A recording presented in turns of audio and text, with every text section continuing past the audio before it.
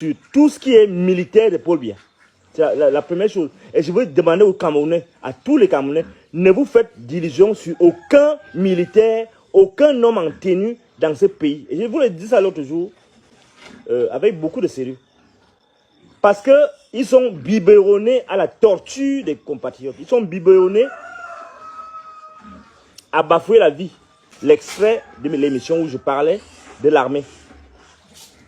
J'y ai déclaré beaucoup de choses. J'y ai déclaré qu'on sous-estime le niveau de nuisance de ce régime qui encourage les lieutenants, les hauts gradés de l'armée, colonels et généraux à entretenir l'industrie des cadavres au nord et au sud-ouest. Le principe est qu'ils gardent leurs enfants à Yaoundé, ils s'enrichissent sur le dos sur les cadavres, avec les cadavres de nos frères et sœurs, et les autres périssent. Non, les militaires doivent arrêter d'être seulement la grande muette qui exécute les ordres, machin. Cette présentation, ça c'est ma lecture philosophique. Vous savez, la plus grande arme contre les armes, c'est la philosophie, c'est la pensée. Donc vous ne pouvez pas rester là en disant que non, l'armée doit exécuter. Non, non, non. L'armée doit faire sa mue. Comme le pays aussi doit faire sa mue, comme le régime doit faire sa mue. On ne peut pas donc laisser que des gens piétinent des vies, écrasent des destinées, égorgent des destins, et que ils trouvent des justifications. Il n'y a aucune justification à ce qui se passe au nord-ouest et sud-ouest. Cette guerre n'est même pas d'abord justifiée. Et vous n'allez pas me convaincre de quoi que ce soit. Pour moi, tout ce que vous faites là-bas est mauvais. On le suivre. Continuez à intimider les gens. D'ailleurs, je profite de l'occasion avant de continuer de parler des soldats là. Pour vous dire, moi je ne viens plus dans vos convocations. Je ne viens plus. Vous me dites que vous avez besoin de moi. Vous m'envoyez le transport, pas le transport. Vous m'envoyez la voiture avec votre service. Ne croyez pas que je vais encore dépenser mon petit carburant que j'ai, ou bien je vais dépenser mes 1000 francs pour aller ailleurs. Je suis fatigué. Je suis fatigué de vous. Je vous ai dit que faites vite. Soit vous me tuez, il faut me foutre en prison. Et je vous rends donc la vie dure. Plus dure que ce que j'ai fait là. Donc ne croyez pas que je vais perdre mon temps à aller au champ. Si vous voulez me voir, vous me dites, je viens, même si je vous dis, venez me chercher, je suis ici. Si je suis au champ, vous venez me chercher, je suis au champ. Si je suis dans mon bureau, par exemple, ça peut arriver, faire un tour dans mon bureau, je m'assois là, nyangalaman. Comme il refuse de me donner les cours, comme on me dit que c'est Ngongo qui bloque mon dossier parce que j'étais mal intervenu sur ces histoires de Martinez. Quand on me dit que oh, ce n'est plus Ngongo, c'est maintenant Séraphin Fouda qui dit que les gens ne doivent plus s'occuper de ce dossier-là, ils doivent envoyer ça en haut. Pardon, restez avec le dossier là même. Restez avec mon dossier. Ne faites même rien. Ça, c'est une digression, hein, une digression. Ne faites rien. Vous avez envoyé des gens me dire oh, on va vous faire un régressement parce qu'on vous paye votre salaire. Votre salaire, mon salaire est pas dans le paiement de la dette. La dette que j'ai comme vous avez suspendu en 2016. Tous les dois énormément d'argent à la banque. Tout votre salaire que vous me payez, ça part là-bas. Donc, ne croyez pas que ce que j'ai fait, comme hier, les enseignements que je donne dans les casernes, partout là, les livres que j'écris, c'est ce qu'on appelle appui au développement. Il me justifie donc. Vous dites que vous allez me faire, quoi là, on dit comment là, le reversement, quoi là, que tu payes l'argent, tu reçois l'argent. Non. Je travaille même plus que la plupart de vos professeurs d'université. Malgré que vous refusez que j'enseigne. Puis j'enseigne partout.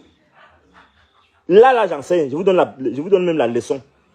Donc, ne croyez pas vos petites intimidations là que on va vous faire le régressement. Non, ça ne peut pas marcher. D'abord, je vous dis, il n'y a aucun tribunal ici au Cameroun qui peut me juger. Il n'y a pas un juge ici au Cameroun qui peut, qu'on m'amène, il me juge et il démontre que je suis coupable. Il ne peut pas. Parce que ce procès ne va pas finir. Et ce sera le procès de votre régime. Donc, je leur ai dit, les gens se plaignent aussi que non, vous ne pouvez pas privilégier d'évacuer les gens devant au champ de bataille, de privilégier bon, ça, je comprends ça, mais comme moi je suis opposé à la guerre même, donc je vous critique tout ce que vous faites. Même si on peut comprendre que, je refuse donc de comprendre. Je vous ai dit hier, je vous ai confié hier qu'il y a des choses que je refuse de comprendre même. Pas par mauvaise foi, par positionnement politique. Et je vous ai donné les détails. je ne donne pas les détails là ici. Je vous dis que 2025, vous ne savez même pas. Vous ne savez pas. Vous êtes trop fort. Vous allez voir à partir de 2025 et les prochaines années. Donc, l'autre problème important qu'on a soulevé, c'est le problème des colonels. C'est un problème important, très important, parce que c'est une situation de défense de l'honneur et de la fidélité en fait. On ne peut pas, je répète, il n'y a pas de fidélité lorsqu'il n'y a pas de dignité. Quand vous êtes fidèle aux gens qui ne pensent pas à votre respectabilité, à ce qui fait de vous l'être humain, c'est-à-dire que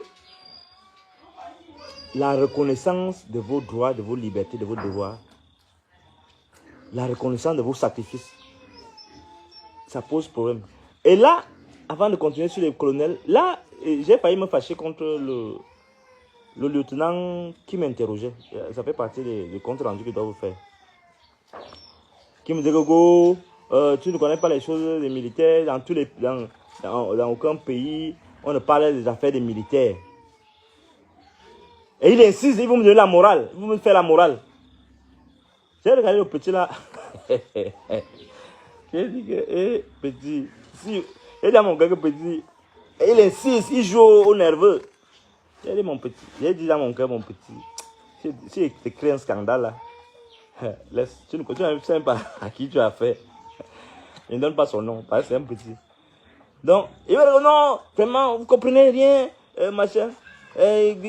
Qui vous donne le droit de parler des choses de l'armée? Est-ce que dans quel pays on parle des choses de l'armée? Est-ce que vous savez même comment ça fonctionne? Les machins, les grades et tout ça là. Et d'abord, ils vont en retraite à quel âge? Est-ce que vous savez même, les généraux vont à quel âge? J'ai ri parce qu'ils croient qu'on vient de dire, il y a des gens qu'on ne peut pas me juger et me condamner. Parce que je sais de quoi je parle et je suis capable de retourner mon esprit et mon cerveau au point où même le juge, même il devient fou. Qui lui dit qu'il y a un sujet tabou en philosophie? Qui lui dit qu'un philosophe a des limites dans la prospection intellectuelle et spirituelle de son monde? Lorsqu'il déploie mon discernement, qu'est-ce qui peut m'arrêter? Qui peut m'arrêter? Est-ce qu'on arrête le vent? Est-ce qu'on arrête la tempête? Parce que je ne suis même pas le vent seulement, je suis une tempête. Une tempête d'estime de ce pays, une tempête de sacrifice, une tempête d'amour pour mon pays, pour les générations qui vont venir. Est-ce qu'on peut m'arrêter? Qui peut m'arrêter? Lorsque je parle, il n'y a aucun pays, on ne parle. Non, je ne suis pas dans votre aucun pays, là, je suis aussi au Cameroun. Au Cameroun, moi, je parle de l'armée.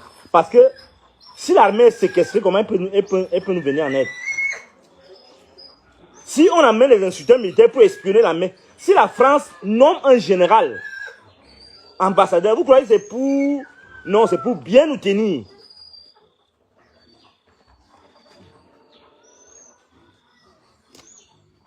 Et qu'on ne puisse même pas se plaindre.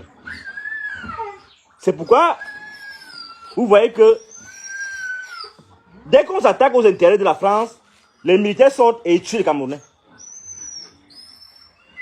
Dès qu'on s'attaque aux crimes économiques qui sont perpétrés par ces multinationales françaises, on sort la grande artillerie et on tire sur les gens et on commet ces assassinats.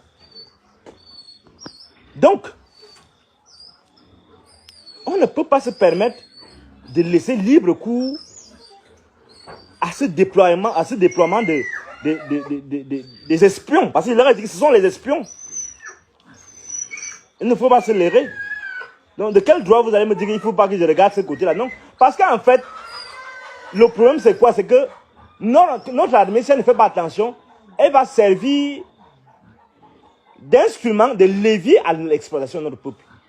Par exemple, les gendarmes, tous ces gens qui sont dans les endroits où on fait l'exploitation minière, certaines activités, ils n'ont pas la formation requise, les militaires n'ont pas la formation requise pour regarder de près ce qui se passe, pour voir, parce que c'est là où on crée des richesses, là où on pourrait créer des richesses pour les Camerounais, que les gens sont agglutinés, ces multinationales françaises notamment, sont agglutinés pour piller les ressources. Or, notre armée doit aussi être capable de lutter contre cette invasion fiscale. Comment le faire donc si elle-même déjà est sabordée et entourée d'ennemis et d'espions? Ça pose problème. Donc, j'ai dit donc par rapport à cette affaire de colonel que non, vous dites que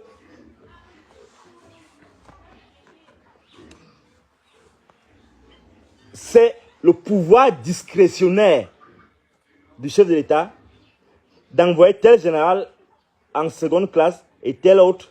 Et c'est le pouvoir discrétionnaire du président de prolonger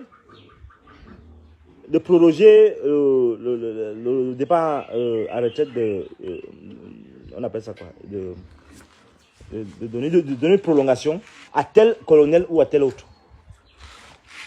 Et je leur ai dit, c'est ce pouvoir discrétionnaire du chef de l'État qui tue ce pays.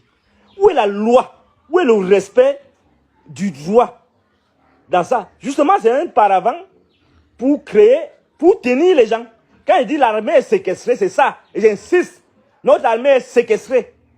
C'est quoi cette histoire-là que non, on juge que, pourquoi ne pas harmoniser que non, les grands corps de l'État, les juges, les magistrats, les professeurs d'université, les hauts gradés, les officiers supérieurs, tous ces gens-là, etc., vont peut-être en retraite, pour certains peut-être à 70 ans, en fonction de la carrière que quelqu'un a menée, et les autres peut-être à 65 ans, 63 ans, on ne sait pas quoi.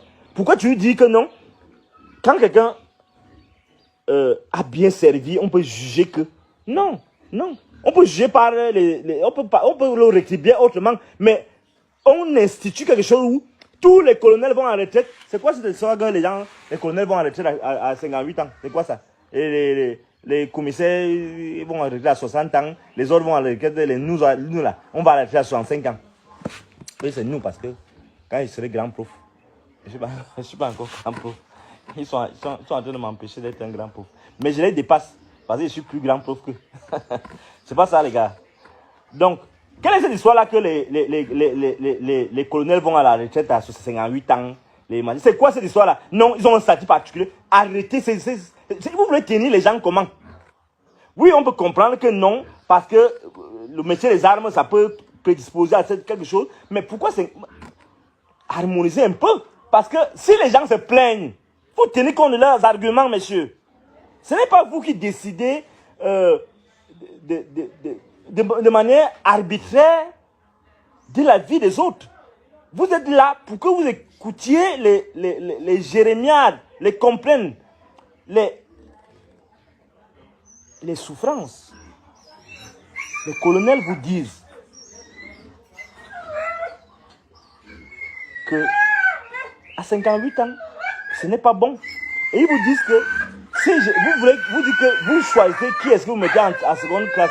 Et parmi les généraux même, il y en a qui sont généraux, il y a les généraux de brigade, généraux de division, etc. Donc les gens ne veulent...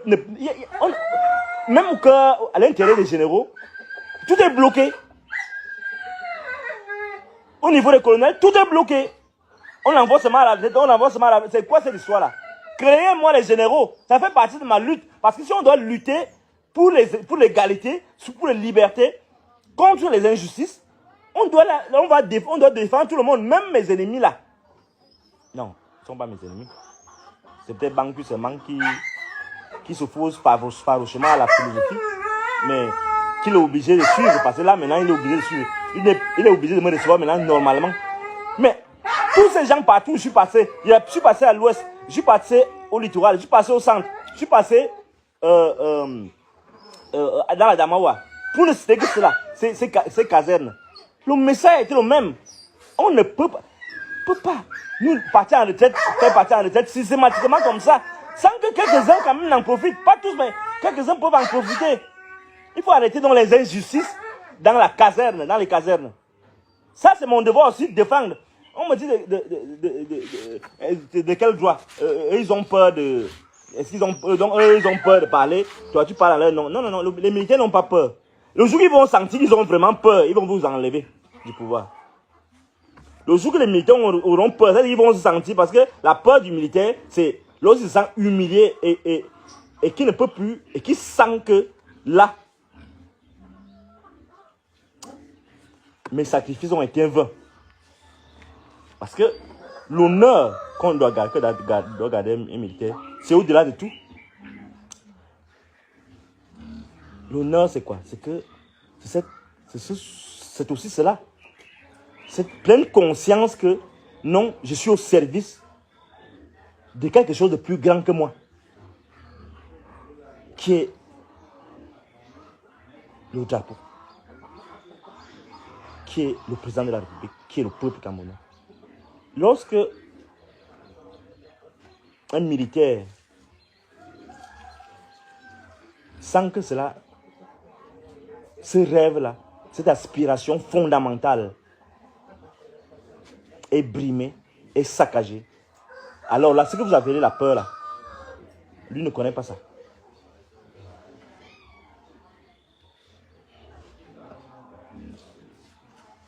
Vous dites que vous faites la guerre avec l'amour. Non, non, non. Il ne connaît pas ça. C'est là où il se rend compte que non. Comme disait Sankara, la partie ou la mort, nous vaincrons. C'est là où le militaire... Il faut m'attendre, monsieur.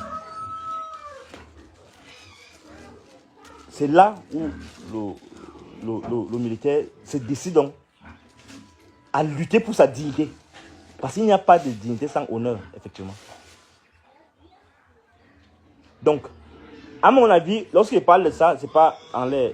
Et le commentaire que je vais faire par rapport à cela, c'est que dans la dynamique où nous sommes, le pouvoir de Yaoundé doit comprendre qu'il ne peut pas, comme il ne peut pas se renouveler, comme il ne peut pas passer le pouvoir par égoïsme, par vanité,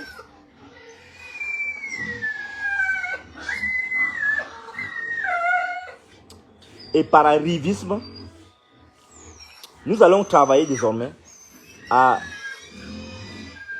promouvoir de nouvelles personnes. Et les obstacles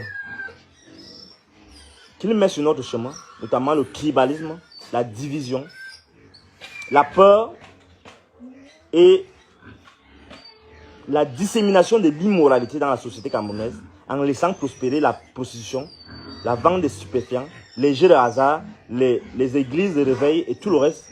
Cette promotion de l'immoralité est le carburant qui nous fait tenir, qui fait tenir notre moteur et fait tourner notre cerveau et notre affection. Et notre engagement reste entier. Je voudrais donc dire aux Camerounais que le tournant de notre pays, c'est en 2025. Et les années qui vont suivre. Et chacun doit arrêter de dire que moi je ne fais pas la politique. Ou bien non, moi je soutiens seulement Paul Biya. Non, moi je soutiens seulement Kamto. Ou moi je soutiens seulement Karbal Libi. Non. L'urgence, c'est de dire que ce pouvoir doit d'abord partir. L'urgence, c'est de s'assurer, de travailler à ce que le jour J, soit pendant les élections, soit après les élections, que tout chacun de nous soit prêt à suivre les mots d'ordre qui vont venir et à travailler pour ses enfants. Parce que si vous n'êtes pas capable de travailler pour les enfants des autres, travaillez pour vos enfants au moins. Et vos enfants ne peuvent rien avoir comme avenir avec un tel régime. Quand je dis vos enfants, moi j'ai déjà peut-être sacrifié les miens, j'ai sacrifié déjà les miens, pas mon combat. Et je ne suis pas le premier à le faire. Les Oumnobé, tous ces gens-là, ils ont sacrifié les enfants. Les Toa, tout ce monde-là, ils ont sacrifié leurs enfants. Mais on ne le fait pas de gaieté de cœur. Il y a un pincement de cœur. Ça ne me fait pas plaisir de vivre seul, d'être toujours là, en train de combattre. Mais c'est ça, le destin que nous avons, qui s'est imposé à nous. Je n'ai pas choisi d'être ce que je suis là. C'est venu vers moi. Et je ne peux que assumer cela. Donc, et à ce niveau-là, moi, je demande pardon à mes enfants parce que c'est pas facile. C'est pas facile d'avoir un père comme moi. C'est très pénible. Et je leur demande vraiment pardon. Sur ce, je dois vous dire merci pour votre écoute. Je voudrais avoir quelques questions. Si vous en avez convenance. Merci.